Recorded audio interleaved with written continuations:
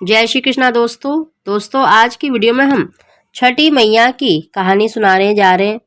छठी मैया सभी मनोरथों को पूर्ण करने वाली मानी गई है। विशेष रूप से बच्चों की दीर्घायु के लिए, बच्चों की रक्षा के लिए यह व्रत किया जाता है। छठ में भले ही सूर्य की पूजा होती है, लेकिन छठ पर्व को मैया कहकर संबोधित किया जाता है।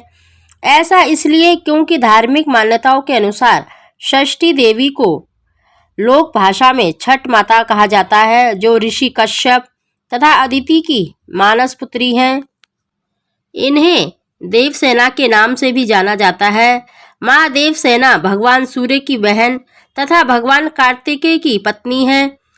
देवासुर संग्राम में देवताओं की मदद के लिए जब इन्होंने असुरों का संहार किया तो इन्हें देवसेना कहा गया।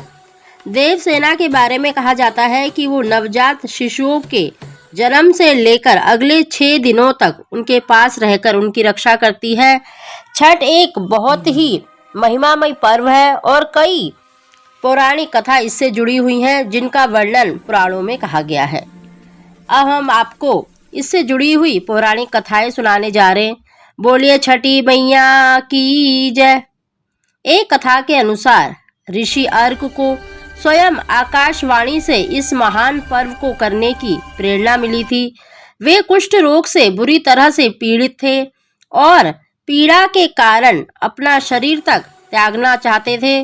तभी आकाशवाणी हुई और उन्हें इस पर्व की महिमा पता चली।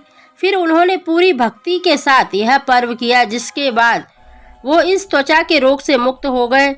छठ में सूर्य के दोनों स्वरूप यानी उनके उगते स्वरूप और डूबते स्वरूप की पूजा होती है। सूर्य देव त्वचा के रोगों को ठीक करने के लिए जाने जाते हैं और छठ पर्व में सूर्य की पूजा की जाती है।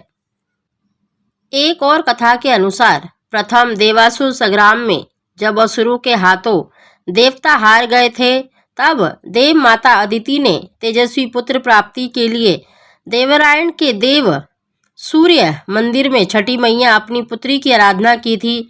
तब प्रसन्न होकर छठी मैया ने उन्हें सर्वगुण संपन्न तेजस्वी पुत्र होने का वरदान दिया था। इसके बाद अदिति के पुत्र हुए त्रिदेव रूप आदित्य भगवान, जिन्होंने असुरों पर देवताओं को विजय दिलाई। छठ पर्व को लेकर एक और कथा प्रचलित है। उस कथा के अनुसार जब पांडव अपना सारा राजपाट जुए में हार गए, तब श्री कृष्ण भगवान द्वारा बताए जाने पर द्रौपदी ने छठ पर्व रखा। तब उनकी मनोकामनाएं पूरी हुई तथा पांडवों को उनका राजपाट वापस मिला। मान्यताओं के अनुसार सूर्यदेव और छठी मैया का संबंध भाई बहन का है। लोग मातृका षष्ठी की पहली पूजा सूर्य ने की थी। एक पौराणिक कथा के अनुसार राजा प्रियव्रत को कोई संतान नहीं थी। तब महर्षि कश्यप ने पुत्रेष्टि यज्ञ कराकर उनकी पत्नी मालिनी को यज्ञ आहुति के लिए बनाई गई खीर दी। इसके प्रभाव से उन्हें पुत्र तो हुआ, परंतु वह मृत पैदा हुआ। प्रियव्रत पुत्र को लेकर शमशान गए और पुत्र वियोग में प्राण त्यागने लगे।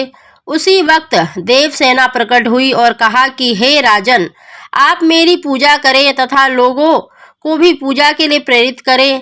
राजा ने पुत्र इच्छा से देवी षष्ठी का व्रत किया और उन्हें पुत्र रत्न की प्राप्ति हुई। तब से पुत्र जैसी कामनाओं के लिए छठ पूजा किया जाने लगा। छठ मैया का व्रत बहुत ही कठिन माना गया है। इसमें माताएं बहनें जो व्रत रखती हैं, वो 36 घंटे तक निर्जला रहकर इस व्रत को करती हैं और उगते हुए सूर्य को अर्घ देती हैं और सायंकाल को डूबते हुए सूर्य को अर्घ देती हैं। किसी पवित्र नदी तालाब में खड़े होकर वहीं पर सूर्य की आराधना की जाती है और छठी मैया को प्रसन्न किया जाता है। छठी मैया सभी मनोरथों को पूर्ण करने वाली हैं, इसीलिए छठ पर्व मनाया जाता है। छठ पर्व की कथा अवश्य श्रवण करनी चाहिए। इस कथा को श्रवण करने से आपके सभी मनोरथ पूर्ण होंगे। बोले छठी मैया की जय, सूर्य भगवान की जय। दोस्तों, अगर आपको हमारी कहानी कथाएं अच्छी लगती हैं तो प्लीज़ चैनल को सब्सक्राइब जरूर करा करें और वीडियो को लाइक करा करें। आप सभी को जय श्री कृष्ण।